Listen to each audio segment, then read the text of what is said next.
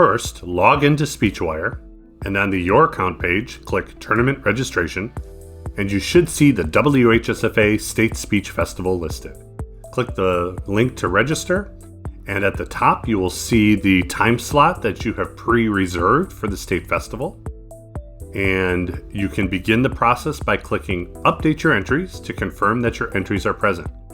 If you have any entries that have not yet presented at the district festival level, including those in the delayed virtual subdistrict, those will not yet appear, but when those are done, they will be dispatched and will be added to your registration area here and automatically synchronized to the time slot that your school is assigned to.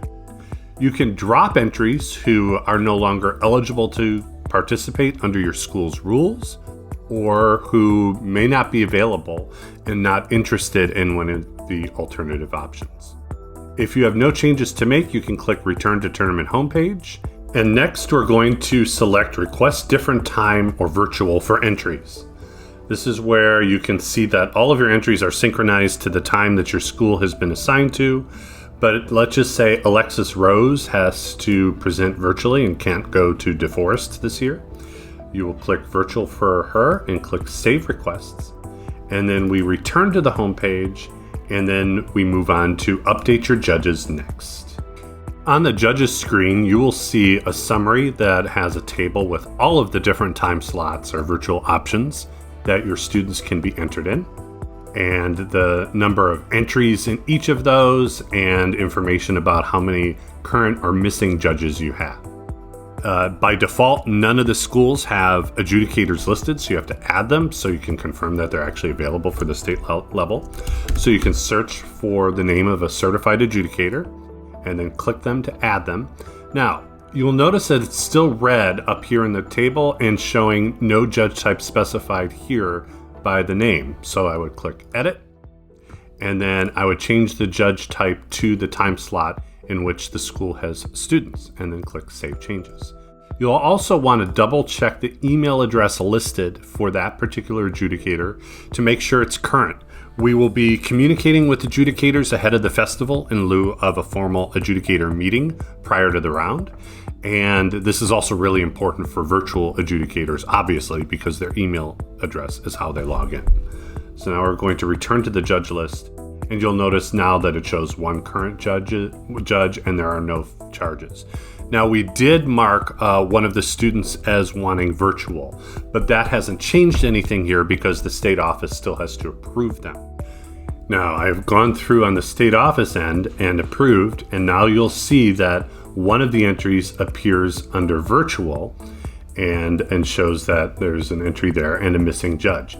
So, in this case, a person can be used multiple times in different time slots. So I've now added that same adjudicator, but again, I have to click them.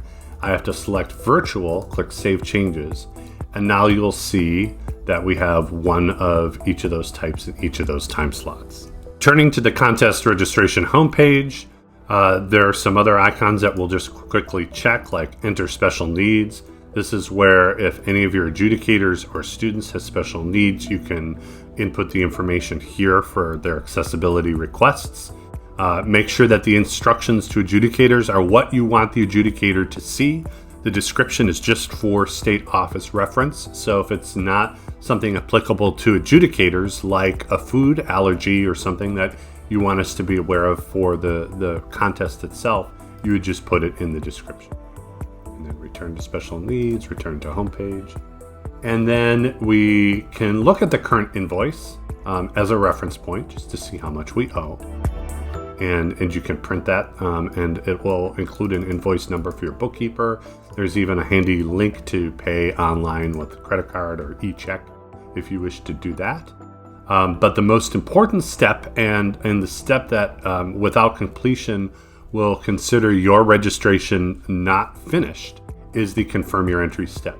This gives you a summary of your entries and judges and fees, has you put in a cell phone number.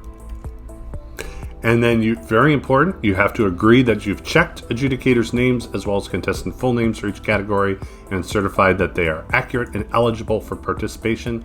Click yes, or select yes, click submit, and then you have the green confirmation message and you're done. It's important that you not do that until all of your entries are present. So if you have any students competing in a delayed virtual festival or a later festival, please wait for those students to be entered in before you do that. And that's re-registration confirmation for the State Speech Festival.